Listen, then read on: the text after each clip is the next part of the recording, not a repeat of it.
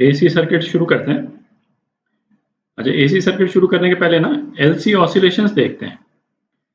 LC oscillation क्या हुआ, यदि एक हम सिंपल सा सर्किट ले लें जिसमें एक इंडक्टर है ना और एक कैपेसिटर हमने ले लिया और कैपेसिटर को इनिशियली चार्ज कर दिया, तो कैपेसिटर और इंडक्टर के बीच में एनर्जी का इंटरचेंज होता है। कैपेसिटर में इलेक्ट्रिक फील्ड के रूप में एनर्जी स्टोर रहती है और इंडक्टर जो है वो मैग्नेटिक फील्ड के रूप में एनर्जी स्टोर करता है। तो ये जो एनर्जी का फॉर्म जो है ना, कैपेसिटर से इंडक्टर और इंडक्टर से कैपेसिटर, है ना, ये कॉन्टिन्यूसली चेंज होता रहेगा और एक पर्टिकुलर फ्रीक्वेंसी पे होता है। ठीक है, तो उसको थोड़ा सा डिटेल में एक बार देखते हैं, क्योंकि ये कॉन्सेप्ट जो है फिर वो मतलब एसी सर्किट में भी काम आएगा। ठीक है, तो यहाँ पे एक सिंपल एलसी सर्किट ले लिया, कैपेसिटर को हमने इनिशियली इस तरह से चार्ज कर दिया। ठीक है, और उसके बाद में सपोज यहाँ पे यदि कोई स्विच होता है ना, एक स्विच लगा देते और स्विच को फिर हमने क्लोज किया, है ना, करंट और एनर्जी जो है वो किस तरह से फ्लो करेगा, है ना, उसको थोड़ा डिटेल में देखते हैं। तो यहाँ पे एक हाफ साइकिल बनाई है अपन ने। ठीक है, तो जैसे ये इनिशियल स्टेज है, तो जो सर्किट का जो स्टेट है वो यहाँ से 1 2 3, ये आपका 4 और 5, है ना, इस तरह से जो है वो एक स्टेट से दूसरे स्टेट में जाएगा। अपन ऐसे करते हैं, 4 अलग अलग वेरिएबल्स को मॉनिटर करते हैं कि क्या हो रहा है उन वेरिएबल्स में। तो एक वेरिएबल तो हो गया आपका एनर्जी स्टोर्ड इन कैपेसिटर। ठीक है, और ये हो गया आपका एनर्जी स्टोर्ड इन इंडक्टर। ठीक है, फिर इधर बना लेंगे, है ना, चार्ज स्टोर्ड कैपेसिटर में। ठीक, और करंट जो है, करंट को तो सर्किट में ही शो कर देंगे। ठीक, तो यहाँ पे QC कर देते हैं। ठीक, अच्छा, एनर्जी स्टोर्ड इन कैपेसिटर ये तो हमको मालूम है Q²/2C होता था, है, और एनर्जी स्टोर्ड इन इंडक्टर ये कितना होता था, ½ LI²। तो एनर्जी स्टोर्ड इन इंडक्टर जो है वो करंट पे डिपेंडेंट है और कैपेसिटर पे में एनर्जी स्टोर्ड जो है वो चार्ज पे डिपेंडेंट है। ठीक है, तो यहाँ पे जो है वो आपका चार्ज मैक्सिमम है। ठीक है, तो जब हमने स्विच को जो है क्लोज कर दिया, तो इस वाले पोजीशन में अब करंट बढ़ना शुरू होगा। ठीक है, ये इनिशियल स्टेट है और कैपेसिटर में एनर्जी जो है वो मैक्सिमम है और यूएल में एनर्जी अभी 0 है। ठीक है, और यहाँ पे करंट जो है अभी तो डॉट ही लगाया है, डॉट इसलिए लगाया क्योंकि अभी है ना करंट बहना शुरू नहीं हुआ। तो अब जो है वो, है ना, आप देख सकते हैं कि जब सपोज यहाँ पे स्विच है, स्विच को हम क्लोज कर देते हैं, तो करंट जो है वो इस डायरेक्शन में फ्लो करना शुरू करेगा, है ना। तो यहाँ पे करंट ने जो है वो फ्लो करना शुरू किया, तो करंट का सपोज ये मैग्नीट्यूड हो गया I। ठीक, अच्छा, जब करंट बढ़ेगा तो इसमें EMF इंड्यूस होगा। ठीक है, अपोजिट डायरेक्शन में इंडक्टर में EMF इंड्यूस होगा और मैग्नेटिक फ्लक्स पास करेगा। इसके अंदर जो स्टोर्ड मैग्नेटिक फील्ड में जो एनर्जी है ना, वो बढ़ेगी और जो इलेक्ट्रिक फील्ड में एनर्जी स्टोर्ड थी वो घटेगी थोड़ी। ठीक है, तो इस वाले स्टेट में जो एनर्जी स्टोर्ड है कैपेसिटर में और जो एनर्जी स्टोर्ड है आपका इंडक्टर में, वो बराबर हो गए। ठीक है, कुछ एनर्जी इलेक्ट्रिक फील्ड में स्टोर्ड है और कुछ एनर्जी जो है मैग्नेटिक फील्ड में स्टोर्ड है ना, क्योंकि करंट बहना शुरू हो गया तो, है ना, ½ LI²। अच्छा, चार्ज ऑब्वियसली घट गया थोड़ा।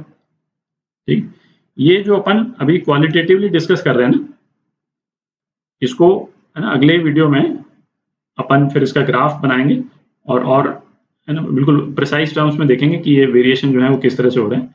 अभी आप एक रफ आइडिया ले लीजिए, है ना, क्वालिटेटिवली कि एनर्जी का इंटरचेंज जो है वो किस तरह से हो रहा है।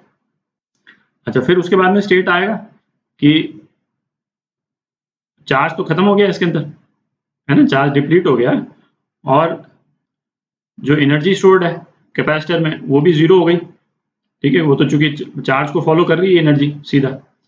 अच्छा, एनर्जी स्टोर्ड इन इंडक्टर इस वाले स्टेट में मैक्सिमम है, करंट मैक्सिमम है। करंट का जो एरो है वो उसके मैग्नीट्यूड को शो करता हुआ अपन बना रहे हैं यहाँ पे। और यहाँ पे हम कह सकते हैं कि करंट मैक्सिमम है। क्यों हम कह सकते हैं? क्योंकि इस वाले स्टेट में जो है वो इलेक्ट्रिक फील्ड में जितनी एनर्जी स्टोर थी वो सारी की सारी मैग्नेटिक फील्ड में स्टोर हो गई। ठीक है, तो जब ऑब्वियस है कि जब ये जीरो हो गया है ना, तो ये वाला पार्ट तो मैक्सिमम हो जाएगा, क्योंकि टोटल एनर्जी क्या है? टोटल एनर्जी तो इन्हीं का सम है, और डिसिपेट तो हो नहीं रही है एनर्जी कहीं पे भी। ठीक है, तो एनर्जी या तो कैपेसिटर में होगी या इंडक्टर में होगी। तो जब कैपेसिटर में एनर्जी जीरो हो गई तो इंडक्टर में एनर्जी मैक्सिमम हो गई, और इंडक्टर की एनर्जी जो है वो करंट पे डिपेंड कर रही है, तो इस वाले पोजीशन में करंट मैक्सिमम है। ठीक है, अच्छा, अब बेसिकली जैसे जब करंट फ्लो कर रहा था तो हो क्या रहा था कि इस वाले प्लेट पे जो नेगेटिव चार्ज है वो न्यूट्रलाइज हो रहा है। भाई यहाँ से मतलब पॉजिटिव चार्ज जो है वो इधर जा रहा था, नेगेटिव चार्ज को न्यूट्रलाइज कर रहा था, तो नेगेटिव चार्ज पूरा न्यूट्रलाइज हो गया यहाँ पे। ठीक है, अब कैपेसिटर के पास में है ना कोई चार्ज डिफरेंस नहीं। ठीक है, तो करंट को अब कैपेसिटर कंट्रीब्यूट नहीं कर सकता है। ठीक है, तो अब क्या है कि करंट का डायरेक्शन क्या है इस वाले केस में? ये डायरेक्शन है। ठीक है, अब कैपेसिटर चूंकि करंट को सस्टेन नहीं कर सकता है तो इंडक्टर सस्टेन करेगा। ठीक है, ये करंट जो है अब धीरे धीरे कम होगा, बट इंडक्टर क्या कोशिश करेगा कि करंट जो है बना रहे। ठीक है, इंडक्टर यही करता है, चेंज को अपोज करता है।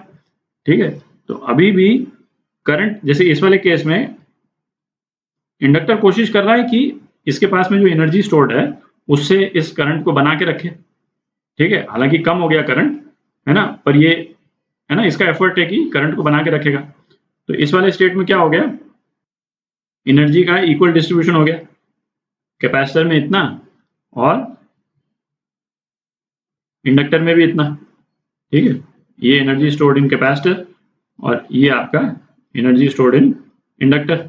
ठीक है, चार्ज का अब है ना यदि इसमें बनाए तो पोलैरिटी चेंज हो गई कैपेसिटर की। ठीक है, तो इसलिए मैंने ये नेगेटिव एरो बना दी। करंट का डायरेक्शन सेम है पर घट रहा है करंट। ठीक है, डायरेक्शन सेम है पर घट रहा है, और यहाँ पे करंट जो है जीरो हो गया। करंट जीरो हो गया, चार्ज की पोलैरिटी जो है वो नेगेटिव हो गई, पूरी नेगेटिव हो गई है ना, फुल सारी एनर्जी जो है वो कैपेसिटर में आ गई। ठीक है, चार्ज मैक्सिमम हो गया इसमें, और इंडक्टर में एनर्जी जीरो हो गई। करंट जीरो हो गया तो एनर्जी जीरो हो गई। ठीक है, और अब क्या होगा? यही साइकिल रिपीट करेगा। ये मैंने हाफ साइकिल बनाई बेसिकली। ठीक है, यही साइकिल रिपीट करेगा। अब जो है जैसे इमीडिएटली इसके बाद में नेक्स्ट स्टेज में क्या होगा, ये फिर करंट इस तरफ जाएगा है ना, यहाँ पे पॉजिटिव चार्ज डिस्ट्रीब्यूट होगा, इसी तरह से ऑसिलेट करता रहेगा। ठीक है, तो अपन ये जितने वेरिएबल अपन ने अभी डिस्कस किए है ना, चार्ज, करंट, एनर्जी, दोनों कैपेसिटर में और इसमें है ना, इसके अपन ग्राफ भी बनाएंगे। ठीक है, इसको एक बार अपने से भी आप बना करके और है ना खुद एक अपने से मतलब एनालाइज कर लें तो क्लैरिटी भी हो जाएगी है ना, और आप मतलब कॉन्फिडेंस भी आ जाएगा कि भाई हाँ एग्जैक्टली यही चीज़ हो रही है इसमें।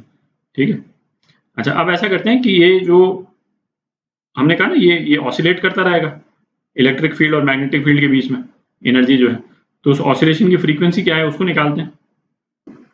तो ऑसिलेशन की फ्रीक्वेंसी निकालते हैं, तो सिस्टम में जो है वो टोटल एनर्जी क्या होगी? एनर्जी कैपेसिटर में प्लस एनर्जी इंडक्टर में। ठीक है, अच्छा, ये तो अपने को मालूम है कि कैपेसिटर में एनर्जी है Q²/2C और इंडक्टर में क्या एनर्जी है? Half Li²। ठीक है, इसको अपन डिफरेंशिएट कर देते हैं। ठीक है, du/dt कितना होगा? du/dt जीरो होगा। क्यों? क्योंकि टोटल एनर्जी जो है वो तो कंजर्व ही हो रही है, इसमें कोई रेजिस्टर तो है नहीं, कोई डिसिपेटिव फोर्स नहीं है ना, हीट प्रोड्यूस नहीं हो रही है, वही हमने एज्यूम किया है, कोई रेजिस्टर नहीं है यहाँ पे, और बाहर से भी कोई एनर्जी नहीं आ रही। ठीक है, तो du/dt जो है वो जीरो है। ये कितना हो जाएगा? 2/2C Q dq/dt plus 2/2 Li di/dt। ठीक है, तो dq बाई dt क्या है, तो I है ना, तो I कैंसिल हो जाएगा, तो ये इक्वेशन क्या हो गई, ये इक्वेशन हो गई। और D I by D T की जगह है ना I is equal to D Q by D T लिख देते हैं, ठीक है। तो D I by D T क्या हो जाएगा, D two Q by D T square, तो ये हो गया आपका D two Q by D T square is equal to minus 1 by L C cube, है ना, ये इक्वेशन हो गई। तो ये इंपॉर्टेंट इक्वेशन है एलसी ऑसिलेशन के लिए। अच्छा, ये इक्वेशन तो आपको फैमिलियर दिख ही रही होगी, है ना, क्योंकि एसएचएम में आप इस तरह की इक्वेशन आप देख चुके हैं पहले। तो एसएचएम का जो रिलेशन था, है ना, उसमें अपने पास में क्या रिजल्ट आता था, माइनस ओमेगा स्क्वायर एक्स।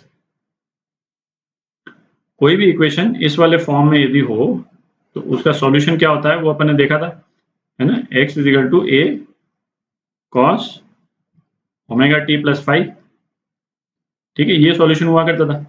और ये ओमेगा क्या होता था, इस ऑसिलेशन की एंगुलर फ्रीक्वेंसी, है ना, ये तो अपन देख चुके हैं। तो इस केस में ये जो ऑसिलेशन जो हो रहा है, ऑसिलेशन मतलब इसमें क्या ऑसिलेशन हो रहा है कि भाई बैक एंड फोर्थ एनर्जी जो है वो चेंज हो रही है, एनर्जी चेंज हो रही है, मतलब इलेक्ट्रिक फील्ड की एनर्जी से मैग्नेटिक फील्ड की एनर्जी, और मैग्नेटिक फील्ड की एनर्जी से इलेक्ट्रिक फील्ड की एनर्जी। तो उस ऑसिलेशन की फ्रीक्वेंसी इस केस में कितनी हो जाएगी, ओमेगा स्क्वायर जो है 1 बाय एल सी के बराबर हो जाएगा। तो ओमेगा कितना हो गया, 1 upon under root L C, ठीक है। एक तो ये रिजल्ट है, ठीक।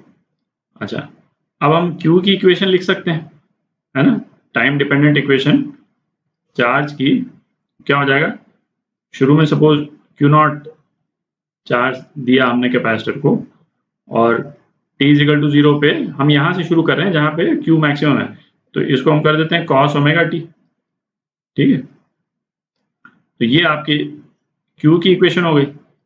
और करंट जो है वो किस तरह से वेरी कर रहा है, इसको डिफरेंशिएट कर देंगे, D Q by D T, तो minus Q omega sine omega T, है ना, और इसको हम लिख सकते हैं Q omega cos omega T plus 5/2, ठीक है। तो ये आपका करंट का वेरिएशन हो गया, है ना, एक फेज डिफरेंस है चार्ज में और करंट में, ठीक है। चार्ज जब मैक्सिमम है तो करंट एक्चुअली 0 है, ठीक है, और फिर जिस तरह से वेरिएशन हो रहा है। तो अब अगले वीडियो में ऐसा करेंगे कि ये जितने वेरिएबल हैं, चार्ज है, करंट है, फिर आपका यू एल यू सी, है ना, इनके ग्राफ्स देखेंगे, ठीक है, ये आपस में वेरिएशन कैसे करते हैं, है ना, वो देखेंगे। तो यहीं से शुरू करेंगे अगले वीडियो में, ठीक है।